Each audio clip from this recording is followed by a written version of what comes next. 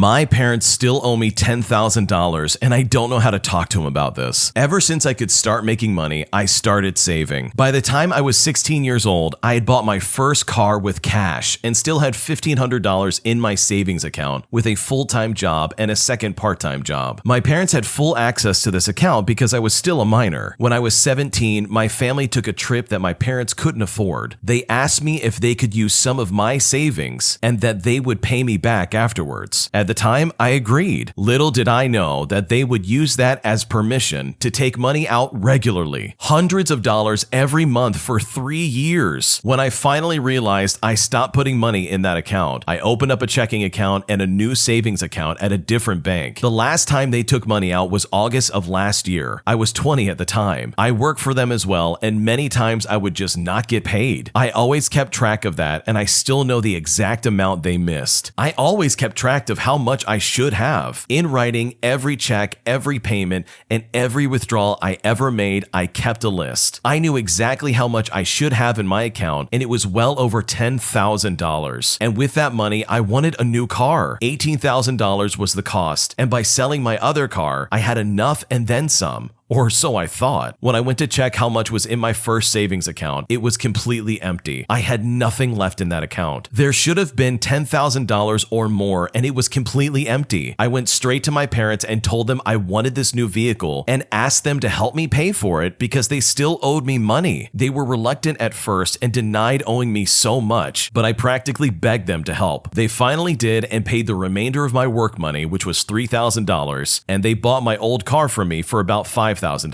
I paid the rest with the money from my new savings account. I moved out last October, and when I brought up the money they owed me, I was told that they don't owe me more than $1,000 because they paid for my phone and car insurance while I was living with them, and they helped pay for my newest car. They never had rules about my bills, they just paid for it without a word otherwise. I am okay with deducting that from the total, but I'd rather not. It was money I made fairly, and they never told me I had to pay them anything, and I did offer to do so. And as for the car, they only paid off my work money, not even the money they took from me. In total, they owed me over $10,000. I have no idea how to bring this up and how I could even win this battle. I am personally looking to buy a house and have a wedding soon. That extra money would be extremely helpful, and our relationship is still rocky since I moved out. I don't want to make things worse, but it is a lot of money that I kind of need. What should I do? If you honestly documented all of these things and you have a complete timestamped list of all the times that they have absolutely taken money out of your account without your consent, then I would make a copy of that and then show them in detail and say, hey, these are all the times that you took money out of my account. And for them to suddenly say, hey, you had bills but you didn't even know it, is really unfair. It sounds like they just don't want to give you the money back, which is just really, really toxic. Like they were clearly using you as a piggy bank throughout your entire teenage years, and that is really unfortunate. I don't know if there's any way you could really get that money back without getting a lawyer involved, and getting a lawyer involved would be very, very expensive, and you would win, but at what cost kind of thing? Like, yeah, you would probably get the $10,000 back, but I'm pretty sure your parents would hate you forever. But if you really wanted to go that route, I think you've got a solid case on your hand potentially. I don't know, I'm not a lawyer. But if you are serious enough where this has really been detrimental towards your future, then maybe looking at getting one wouldn't be a bad idea, if anything, just to get some advice. Although I don't know how far or how much a lawyer is going to be able to do for you when they did take money out of an account that technically had their name on it. That's probably the biggest bummer when it comes to working as a teenager, is the fact that if you have a bank account, your parents do have access to it. That's how it is in the United States. If you live overseas, let me know how it works over there. So technically, they're not in the wrong for taking money out of your account, even though it is absolutely morally wrong, and the way they're going about doing this is so toxic, it's not even funny. But either way, I really do hope you're able to get this money back in some way. Hopefully your parents come to their senses and they give you your money back, although I honestly don't see that ever happening. But don't give up hope. It might work out. You never know. You just got to keep at it and see if you can try and convince them to get this going. An entitled lady applies for a job and then gets upset when we don't hire her, even though she has no experience in this job. So I am the hiring manager at a neighborhood branch of a big library system. We get a lot of folks interested in working at the library for any number of reasons. Sometimes they truly love the mission, they have experience in education, but want to shift out of the classroom. Maybe they have an English degree and have no idea how to use them. Sometimes we just get people who apply because they live nearby. Maybe they just want to walk to work and our pay is decent. It's not great, but it gets it done. I do like hiring people with a connection to the community that we serve. But for me, when it comes to hiring, your reason has to be better than just an easy commute. I always try to be straight with people about their chances because we get a lot of applications for each job opening. If you don't have relevant experience or a related degree, it's probably not going to happen. I'm always happy to work with people on their resumes and get them hooked up with our volunteer department so they can get experience if that's what they want. I personally hire a lot of former volunteers at our library, especially young adults who were teen volunteers who needed their first real job. Sometimes I have to speak with people who applied and were not interviewed because they want feedback or they just want to complain to me. Whatever, it's part of the job and I'm always happy to give feedback. That is, if it will be utilized. One woman, we'll call Linda, that's not her real name, has applied for several jobs and has never been hired. She's a regular customer who's rude to my staff and who clearly doesn't know how to use a computer. Now, there is nothing wrong with being computer illiterate, but that's a lot of what we do. We help people with computers when they don't know how to use them. It is a key skill for our staff. Anyway, Linda demanded to know why I didn't interview her. I explained that we had had a lot of candidates who had worked or volunteered in the libraries before. She claimed that I was unfairly giving preference to candidates that have experience. I was honestly speechless at that point. What other metric am I supposed to use to hire people if not relevant experience? Overall, it was really just a weird situation, and I'm glad she's not part of our staff. It's crazy how entitled people can get when it comes to the hiring process, and this Linda lady is no different. Experience is such a big part of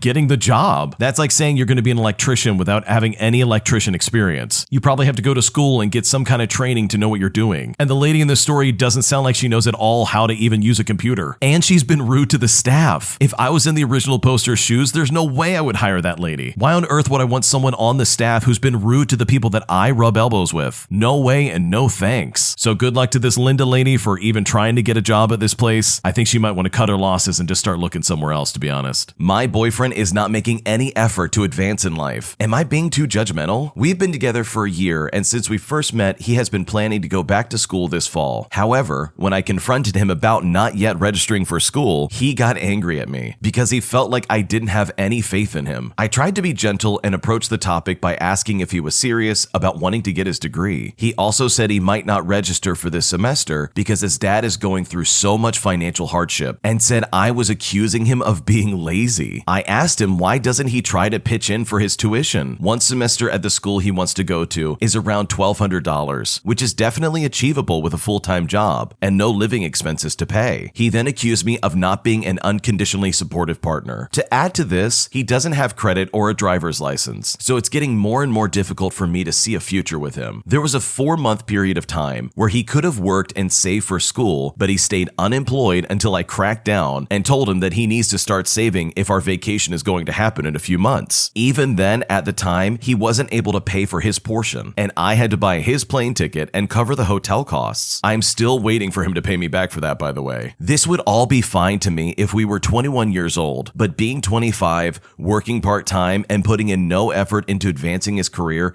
is not cute to me. Should I break up with him, or should I give him more time and be a little more understanding? What should I do? It does not sound like this guy has anything together in his life. It seems like this guy made some plans without actually setting any goals. One of those goals has to be having a job and making money, or even just making small steps to get to where he wants to go. It's one thing to say, yeah, I'm going to go back to school in the fall, but it's another thing to say, oh, I'm going to get my driver's license to be able to do this. By the way, I'm 25 years old. It seems like he's got his priorities mixed up and he's super sensitive about his girlfriend calling him on it, which isn't fair for the girlfriend because she's honestly just trying to help. And plus, it sounds like this guy's been using her as a piggy bank for about a year now. So it really is time for him to get up and start going. So in my opinion, if you think it's worth it, give him another chance. See if you can help him set some solid goals where he can actually get his driver's license, get some money, and get back to school. Otherwise, he's just going to stay in a lazy state, and I honestly don't see things changing for the better without a little bit of help. My girlfriend of 6 years confessed to me that she cheated on me, and I don't know what to do about it. My girlfriend works at a small cafe and is pretty close with her coworkers. There was one guy who we'll call Jim, that's not his actual name, that her other coworkers teased her about since the beginning, saying she would be cute with him, stuff along those lines. She told me about this and we laughed because it was so ridiculous, and they knew she was in a relationship. Fast forward a few months, and he doesn't work there anymore, as he was only a part-timer, so he wasn't there much anyways. For some background information, me and my girlfriend have always been extremely loyal loyal to each other. We've had an overall healthy relationship, and we've been great about communication. We are best friends, and we have been really content with each other. We resolve any issue that we have with each other all of the time. So this came to a giant surprise to me. One of her coworkers is seemingly toxic. At least that's from what I've been told by my girlfriend. I'll call this coworker Jenny. This is also not her real name. She's 21 years old, and she's a girl who likes to party and do illegal substances, as well as hook up with guys, if you know what I mean. My girlfriend had been warned about this girl from other friends because they said she's fake. My girlfriend stayed on good terms with Jenny since they were coworkers and would sometimes hang out with her at bars or at house parties. Anyways, my girlfriend had a birthday party at a bar about a month ago. It was a party where she invited all of her coworkers. I didn't go because I didn't know her coworkers, and my girlfriend implied that it would be awkward because I don't know them. I wanted to go, but I just took my girlfriend's word for it because I trust her, and I'm not super into socializing anyway, so it kind of worked out. I had fallen asleep and she came home around 2 o'clock in the morning. She went to bed and things were fine. She wakes up early, hungover, and tells me she made a mistake. I start getting anxiety because I knew exactly what she meant. She told me she kissed somebody at the bar, and that's the only detail she had given me. Later that day, she confessed that it was with her old coworker, Jim, the one she had been teased about previously, and she has known him for like a year at this point. I was insanely hurt. She is not that kind of girl, and I was super surprised this had even happened. She gave me more details about Jim, and apparently he had flirted with her a handful of times, both at work parties and at work in general. She told me that he showed up at the party and then things just went from there. And honestly, I believed her. After having my doubts about what she said, I ended up looking at her phone for a solid 2 minutes. I looked at the messages between my girlfriend and Jenny because I had my suspicions about this girl, and I am pretty glad I did. I found out that my girlfriend actually invited Jim to her party at the bar. Jenny had told her to invite him, so my girlfriend did it. She was saying things like, "He said yes, I'm so nervous, I'm so excited," stuff along those lines. So essentially, what I'm thinking is, I was lied to about the entire situation to save my feelings. Once I confronted her for these texts, she was so regretful and really upset about what she did. She cried and apologized over 100 times and talked about how I'm the only guy she ever wants. I know it was wrong of me to look in her phone, but I had a gut feeling something was off with this entire situation. I know she regrets what she did so much, and it's hard to see her upset, but I am deeply hurt by what she did. It's not even the kiss itself, it's the deception and lying to my face and planning something behind my back that hurts the most. We have had a great relationship, and it is really upsetting to see what it has become. We've talked so many times about this situation, and she has pleaded for my forgiveness, but this is not the first time she has hurt me. She hasn't cheated in the past, but she has done some things that have made me feel betrayed by her, and this whole situation in general honestly just sucks. This situation does suck because it sounds like the girlfriend was excited to cheat on you. It's like she's saying that you're the only guy that she wants to be with, but then she does stuff like that in the text message, saying how excited she is to see this other guy and she's so nervous. Like if she was loyal to you, she wouldn't be excited and or nervous or even invite this guy in the first place. Unfortunately, I honestly think you've been played, and that's really unfortunate. And it sounds like she only regrets this after the fact that you found out. I'm really sorry this happened, but you know what? You're gonna find someone who's not gonna cheat on you and is gonna love you for who you are. And in complete contrast to this lady, you'll have someone who's excited to be with you and not with somebody else. My mother used my illness as a way to gain social clout. About 6 months ago now, I had a life-changing surgery. After a year of debilitating symptoms, as well as the threat of no longer being alive, I had a whole body part removed. Recovery has been rough, but I'm getting better every day. It's worth mentioning that, though I suppose that the reason why my illness got so bad is because it went untreated for 9 years. I developed it in childhood, but my parents couldn't be bothered to take me to a doctor. I learned to live with it, and then it became life-threatening. I love my parents, but they are flawed people. They did express guilt over the situation, but ultimately justified it to themselves, even though the signs were pretty obvious that something was wrong. My mom especially, I guess, wanted to preserve her pride, as well as her image as a loving mother. And before my surgery, while I was still just trying to survive day to day, she made a support group for me online. According to her, it was pretty active, and it was full of people giving their condolences and words of encouragement for our family. But then again, how could I actually know? She never actually let me join this group. From what I can gather, it was a space for my mom to give updates on my condition, talk about what the family was going through, and all of that. But she really made the group to support herself, to basically explain what she was going through, as well as how hard my illness was on her. For context, I don't even live with her. I didn't even want her visiting me in the hospital and lied to her about how many visitors I was allowed to have to make her stop coming. She tried to butt ahead of a visitor that I actually did want there, and I had to have the hospital keep away anyone who wasn't my chosen visitor just to stop her. I did send her a picture of me, looking god-awful by the way,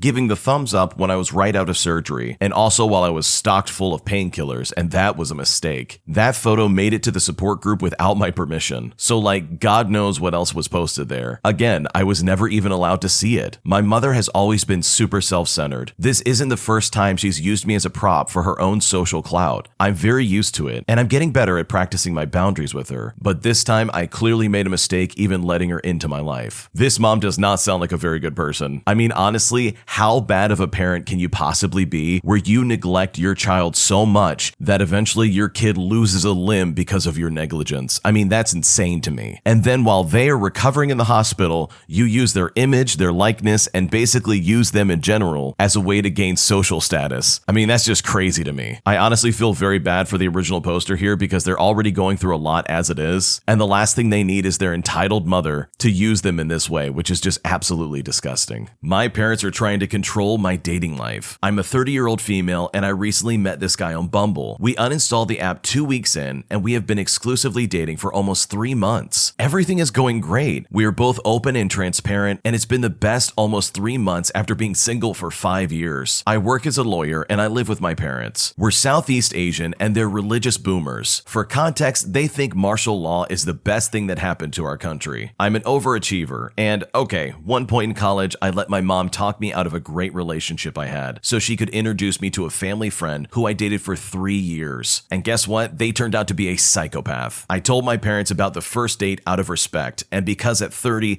I thought they had no reason to try and stop me from dating. My boyfriend works at a call center business ever since he got laid off due to the pandemic. We have fairly the same upbringing, and I thought this would please my parents. Right off the bat, my parents hated him and thought I was dating beneath me. I've had to make up excuses to keep dating him, and my parents seem to think I'm disrespecting them and throwing away my life for this guy. I personally don't think I am. They're just very materialistic. They've refused to listen to me about why I like him, and when I do, they're saying I'm defending him. I'm honestly not asking for their permission, but I do hope they come to terms with the fact that it's my dating life and I get to choose my partner, especially because I'm an adult and 30 years old. I don't want to come to a point where they disown me or I have to move out. I am supporting them by paying the bills. They're also expecting me to support my brother who didn't graduate from college and is unemployed. What should I do? I think you have it right. You need to explain to them that guess what? This is your dating life. And the last time you followed their advice, you ended up dating a psychopath for 3 years that they recommended. It's really weird that they would say you can't date this guy because he doesn't have enough money. Like there's so much more to a relationship than money. And if you're happy with this person, then I say just continue to date them. Your family does not and should not dictate your life in this way. I think also you're 30 years old and I don't know if there's maybe some cultural differences that I'm not aware of, but it would probably really benefit you to get your own place. I think maybe this way the cycle will be broken and they won't have such a foothold in your life. You can still have them in your life, obviously, but then they won't be right up in your business deciding who you can and can't date. And no, you don't need to ask for their permission. If this is what makes them disown you, then man, this is a very fragile relationship if you really look at it. I think you have a good head on your shoulders. I think you're doing this right. And I think you honestly just want to keep the peace from the sounds of it. So I would say keep going and maybe your parents will come around. You never know. They could end up really liking your current boyfriend. Today I messed up by deadlifting my bag at an airport and almost getting detained by the TSA. I've been a powerlifter for a few years now. Whenever I go traveling for significant periods of time, I generally take some lifting equipment with me, including squat shoes, lifting belt, gym chalk, and protein powder. I should add that I don't really look like a powerlifter either. I have no visible muscle and I weigh like 95 pounds at 5'3". So anyways, my boyfriend and I are going through airport security and he grabs me really rough and suddenly to get me out of the way of someone's swinging suitcase. I see TSA look at us a little more closely, but don't think anything of it. Then we get stopped because our bags contain chalk and protein powder, so they needed to go through our bags. Also noteworthy, I'm wearing a crop top, and I guess it came up a bit while my arms were raised while going through security. There is a couple of large bruises above my abdomen where I brace against my lifting belt while deadlifting. So the same TSA agent asked me to come with her, and once we're far enough away from everyone else, She asks me if I'm safe, or if I'm even being held against my will, and if there's someone she should call for me. I'm really confused and kind of nervous at this point, but I tell her nothing is wrong. She noted how my boyfriend had grabbed me earlier. I told her he was moving me out of the way of someone else's suitcase. Then she mentions the bruises above my stomach, and I say, oh, no worries, that's just belt marks. She looks even more alarmed at that, and I think she called for backup. I hang out with so many gym rats that I forgot normal people don't associate belt with lifting. The combination of random powders in my suitcase, plus the bruises, plus the grabbing had set off this woman's alarms, and I think that she thought that I was in some kind of sketchy situation. I quickly realized my mistake, and I tried to explain that I'm a power lifter, and that the belt mark was from a lifting belt. I don't think they quite bought this explanation at first, and I see a few more security agents approaching us, as well as my boyfriend. I'm a little panicked because I don't want to cause a scene or seem more suspicious when we had never actually done anything wrong. The TSA lady tells me if I need help to just let her know and she would keep us separated. So my brilliant idea was to get into a deadlift position and deadlift my 5-pound backpack. I don't really know what I was thinking at this point, but thankfully at this point, the TSA had finished testing the protein powder as well as the chalk and had verified that it was not anything suspicious or illegal, so they let us go. When I told my boyfriend about this, we both laughed uncontrollably. But I think next time we're not going to bring protein powder or chalk with us to the airport, just to be safe. That's actually a really funny situation because maybe these TSA agents are actually trained to look out for these situations. And the fact that your boyfriend moved you out of the way, as well as the chalk and the suspicious powder in your bags, most definitely hit all the marks in this lady's mind that, oh no, this is a sketchy situation, and I definitely need to intervene. It's really sweet though that they did intervene though. That's really cool. I didn't know that the TSA would look out for these types of situations and would try to approach and try and help out. I guess it makes sense considering all the things they do already in terms of keeping people safe and trying to screen all the people that get on planes as well as their baggage. So yeah, I agree with the original poster. Next time, leave the chalk as well as the protein powder, because next time you might not have your 5-pound carry-on that you can deadlift to prove your innocence. Thanks for watching. When you subscribe, make sure to hit the bell to turn on notifications. To finish listening to all the stories, use the playlist at the top of the description. And the next time you live stream, use the Cream of the Crop music. Search Cream of the Stream on Spotify or whatever platform you use for copyright-free music to use for your next stream.